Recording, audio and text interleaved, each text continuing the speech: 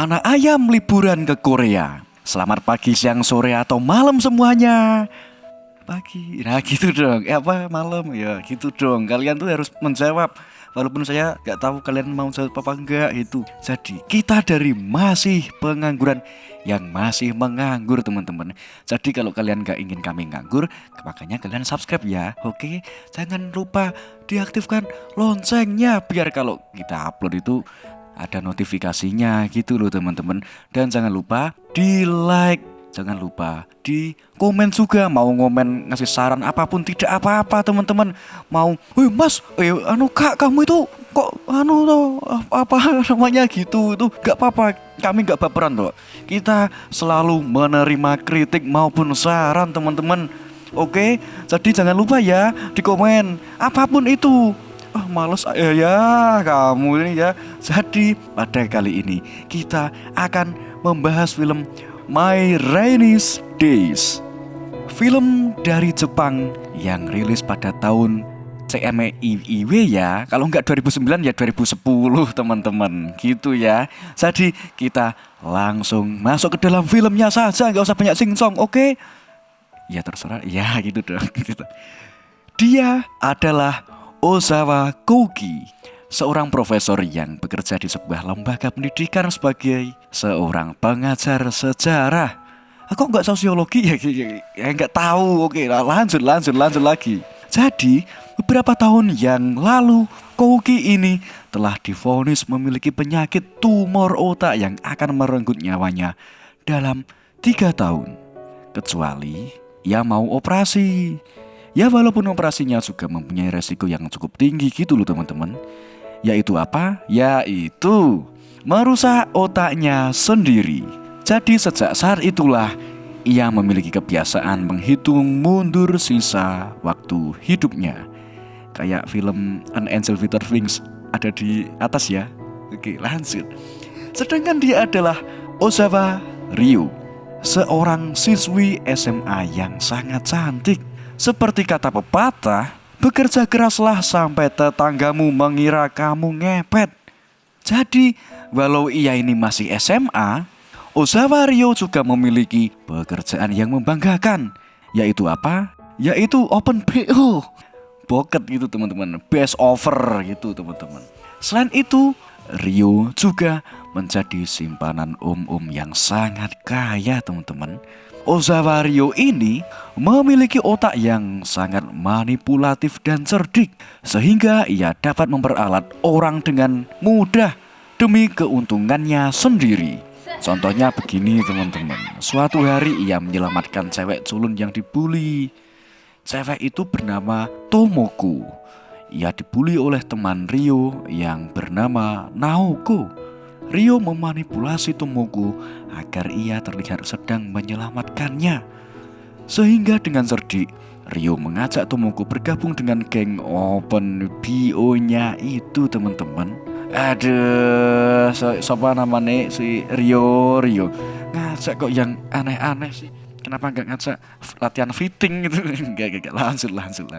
Kemudian di sisi lain, Naoko si tukang bully tersebut juga dimanfaatkan. Karena Naoko suka dengan Ryo walaupun mereka sama-sama cewek. Jadi ini kelainan ya teman-teman, atau alias les privat ya kamu. Mobil.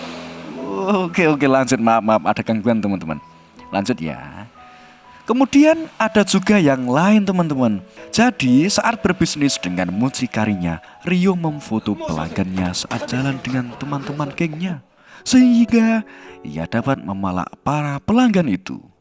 Pokoknya si Ryo ini hanya memanfaatkan orang-orang demi kepentingannya sendiri teman-teman. Paham kan? Jadi jangan egois. Oh itu egois tuh kayak gitu ya kak? Iya kamu. Oke, lanjut ke ceritanya ya teman-teman.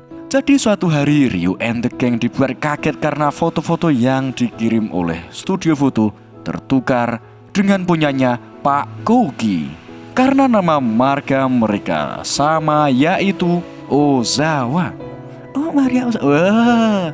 Namun tampaknya Ryo ini tertarik dengan Pak Koki, sehingga Ryo memutuskan untuk bertemu dan menukar foto mereka secara langsung. Setelah mereka bertemu, Rio pun menunjukkan keahlian ngobrolnya dan membuat Pak Kouki berbagi payung sambil berjalan di tengah hujan yang lebat. Namun tiba-tiba Pak Kouki pingsan, sehingga Rio segera membawanya ke rumah sakit. Beberapa waktu kemudian, Rio ditelepon oleh Pak Kouki untuk mengucapkan terima kasih. Oh, tak kirain hilang dompetnya, ini bukan copet teman-teman. Bukan copet, oke lah lanjut ya. Kemudian Rio segera menuju ke rumah sakit untuk bertemu dengan Pak Kouki. Di sana mereka pun iya kak, iya gitu. Oh kamu kan paham gitu jadinya kan. Ya, oke lanjut. Pada pertemuan itulah jarak antara mereka semakin menipis. Lah kok bisa saling menipis kak? Lah saya pun juga nggak tahu, ini kan cuma film teman-teman. Saya cuma menyampaikan. Oke lanjut. Setelah Pak Kouki sehat dan dapat mengajar, Rio meminta untuk diberi les sejarah agar ia bisa lebih dekat dengan Pak Kouki. Setelah cerita-cerita dengan gengnya, Rio pun mengetahui bahwa ia telah jatuh cinta dengan Pak Kouki. Beberapa waktu kemudian, Rio memulai lesnya dengan Pak Kouki. Setelah pelajaran usai, Rio malah mengikuti Pak Kouki terus hingga membuat Pak Kouki risih. Wah kalau aku jadi Pak Kouki, aku pasti akan nge-WA. Ya ini beda cerita teman-teman, beda cerita. Makanya bukan kamu yang dipilih jadi aktornya, Mbak. Oke lanjut. Mereka pun mampir ke sebuah kedai untuk makan malam. Bahkan Rio juga menawarkan diri untuk menjadi pacarnya Pak Kouki, namun tetap gagal. Wah kok Pak Kouki ini bodoh sekali. Ya ini bukan kamu, makanya kalau kamu ini udah beda cerita lagi teman-teman. Jadi sebelum mereka berpisah, Ozawa Rio ini membuat taruhan teman-teman. Jika nilai ujian sejarahnya 100, ia atau Pak Kouki harus kencan dengan Ozawa Rio. Dan Pak Kouki pun harus menanggung malu dengan kelakuan Rio yang seperti ini.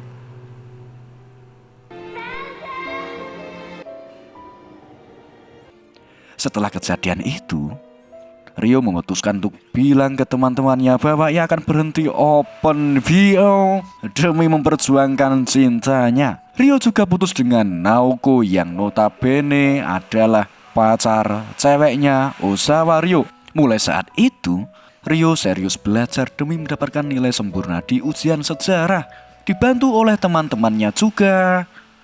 Namun setelah nilai keluar, Rio kecewa karena mendapatkan nilai 99. Kalau aku udah seneng. Iya, ini kan tadi targetnya 100. Samprat. Oke, lanjut.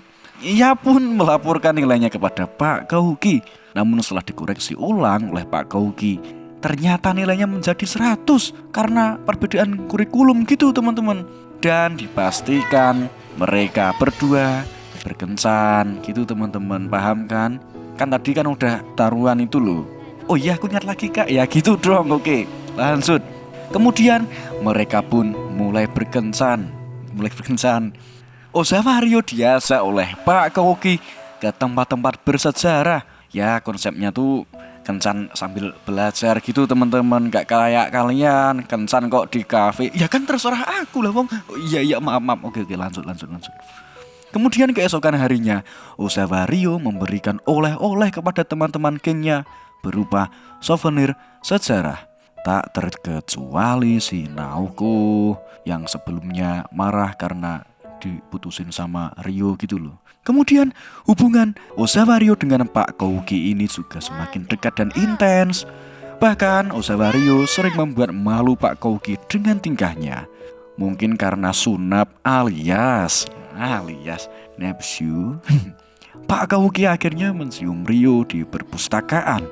Bisa dibilang mereka ini menjadi pasangan sejoli gitu loh teman-teman. Namun seiring berjalannya waktu, masa hidup Pak Kouki juga semakin berkurang. Tumor otaknya semakin ganas sampai-sampai mempengaruhi kesehariannya. Namun hal itu tetap tidak bisa diberitahukannya kepada Ozawa Rio. Kouki hanya bisa menghadapi kenyataan bahwa sisa waktu hidupnya tinggal sedikit lagi. Sebenarnya ada jalan lain untuk Pak Kouki ini, yaitu apa? Yaitu melakukan operasi sekali lagi. Namun dengan melakukan operasi, skenario terbaiknya adalah amnesia, lumpuh, atau lebih buruk lagi. Oleh sebab itulah Pak Kouki ini lebih memilih mati daripada merepotkan keluarganya. Gitu loh teman-teman, kan belum ada BPJS di Jepang. Emang gak akan ada. Oke, ada motor. Oke, lanjut teman-teman. Maaf ya, maaf. Kemudian Pak Kouki pun mulai menghindar dari Ozawa Ryo. Dan hari itu adalah 3 tahun sejak ia divonis oleh dokter. Tinggal besok, bayangkan. Bentar saya bayangkan, jangan dibayangkan. Oke. Jadi dalam artian ia bisa hidup paling lama hanya beberapa hari saja. Di sisi lain, Naoko mencoba menyerang teman-teman Ryo dengan pisau karena menganggap bahwa mereka telah merebut Ryo darinya. Karena gagal, Naoko lari ke atap sekolah. Di situ, Naoko bercerita bahwa ia telah membunuh ayah tirinya karena membuat ibunya menderita, teman-teman. Buat kalian jangan seperti ini ya, teman-teman. Walaupun membuat menderita, jangan durhaka sama orang tua, walaupun tiri, oke? Oke kak, itu oke, lanjut. Namun karena Ryo telah memiliki geng baru, ia pun menjadi patah hati. Akhirnya Naoko melompat dari atap sekolah dan meninggal.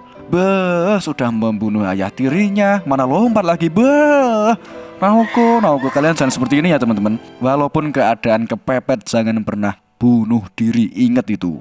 Oke kak, ya gitu dong. Oke, lanjut.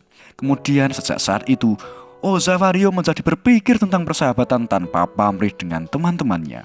Ryo pun memberitahu Tomoko bahwa dirinya lah yang salah karena menyuruh Naoko membuli Tomoko dulu. Tomoko pun marah karena merasa dibodohi oleh si Ozawa Ryo ini, teman-teman. Kemudian setelah itu, Ryo yang ingin segera bertemu Pak Kouki pun heran karena rumahnya telah kosong. Di situ ia juga menemukan alat penghitung hari yang telah sampai pada angka 0, teman-teman. Mungkin saking stresnya Ozawa Ryo pingsan saat berusaha berbaikan dengan Tomoko. Ia pun bangun di rumah sakit didampingi oleh teman-temannya. Bahkan Tomoko juga ada di situ karena telah memaafkan Ozawa Ryo. Sejak saat itu, teman-temannya membantu Ozawa Ryo untuk mencari keberadaan Pak Kouki yang belum tahu ini, teman-teman, bagaimana. Ternyata sepupu Pak Kouki datang menjenguk Ozawa Ryo. Maaf teman-teman. Oke lah, ya, ternyata sepupu Pak Kouki datang menjenguk Ryo untuk meminta maaf atas kepindahan Pak Kouki yang mendadak. Sepupunya belum bisa bilang kalau Pak Kouki mau meninggal gitu, teman-teman. Jadi ini belum tahu ya. Namun karena mendengar curhatan si Ozawa Ryo, sepupunya memberikan alamat baru Pak Kouki kepada si Ozawa Ryo itu. Setelah sehat, Ozawa Ryo berangkat untuk menemui Pak Kouki. Di situ Ozawa Ryo curhat tentang perasaan bersalahnya kepada teman-teman yang telah dimanfaatkannya. Diketahui perasaan itu muncul karena 3 tahun lalu si Ozawa Ryo ini pernah diperkosa dan menyebabkan dirinya hamil, teman-teman. Namun orang tuanya memaksa Ryo untuk aborsi. Sejak saat itu, Ozawa Ryo merasa bahwa menyakiti lebih baik daripada disakiti oleh orang lain, teman-teman. Namun pikiran itu semakin memudar semenjak ia bertemu dan merasakan jatuh cinta dengan Pak Kouki ini. Jadi istilahnya Pak Kouki ini merubah si Ozawa Ryo gitu loh, teman-teman. Saat Ozawa Ryo akan pulang, ia melihat Pak Kouki yang tiba-tiba pingsan. Ia pun segera dibawa ke rumah sakit untuk mendapatkan perawatan. Ya iyalah, dibawa ke rumah sakit kak, ya kali dibawa ke toko mebel, dikira mau bikin apartemen. Ya bukan, gak, lanjut. Dan saat itulah Ozawa Ryo akhirnya mengetahui bahwa Pak Kouki mengidap penyakit tumor otak yang akan segera merenggut nyawanya. Terus enggak. Ya terus si Ozawa Ryo-nya ya sedih ya, teman-teman. Ya kali terus yeay, itu kan gak mungkin. Oke, lanjut. Kemudian di hari-hari terakhirnya, Kouki hanya bisa berterima kasih kepada Ozawa Ryo karena di hidupnya yang membosankan ini ia mendapatkan warna baru yang belum pernah dirasakannya. Walaupun sebenarnya Kouki masih ingin terus hidup semenjak ia mengenal si Ozawa Ryo ini gitu loh, teman-teman. Ozawa Ryo pun meminta agar Pak Kouki melakukan operasi lagi walaupun ia akan amnesia, lumpuh, atau lebih buruk lagi gitu, teman-teman. Asalkan ia tetap terus hidup di sisinya gitu, teman-teman. Kemudian Pak Kouki mengatakan bahwa ia mencintai Ryo dan melakukan operasi. Kemudian berbulan-bulan Osawario pun lulus dari SMA-nya. Sampai pada akhirnya saat ia berteduh karena hujan yang lebat, ia bertemu dengan Pak Kouki yang telah mengalami amnesia, teman-teman. Di situ Osawario meminta agar si Pak Kouki yang amnesia tadi untuk berbagi payung dengannya seperti di awal pertemuan mereka. Pak Kouki tidak dapat mengingat Rio lagi. Ya kan amnesia tadi, teman-teman. Namun itulah definisi dari otak boleh saja lupa, tapi hati dan perasaan tidak akan pernah lupa, teman-teman. Jadi seperti itu. Kamu boleh move on dari pacar kamu yang dulu atau mantan, tapi kamu tidak boleh melupakan kalian pertemuannya pertama di mana gitu, teman-teman. Wah, aku chattingan di Facebook ya nggak tahu juga, nggak ngurusin juga aku. Kamu ini ya. Jadi seperti itulah film dari My Rainiest Days. Osawario yang tadinya seperti itu, dan Pak Kouki yang merubah hidupnya pun juga Osawario yang merubah hidupnya Pak Kouki ini, teman-teman. Ini sebenarnya film yang sangat menarik, teman-teman. Jadi kalian suka kan? Ya kan? Yes, aku suka, hore. Gitu dong, kan aku juga ikut suka. Kalau suka jangan lupa di like, jangan lupa di subscribe, jangan lupa ngomen. Terserah mau ngomen gimana, mau ngomen Kak itu bersandanya kepanjangan, enggak apa-apa, nanti besok buat koreksi saya gitu, teman-teman. Oke, kalian gak usah sungkan-sungkan untuk komen. Dan jangan lupa ya, setiap hari Jumat, udah pokoknya hari Jumat bet. Ya udah, dadah.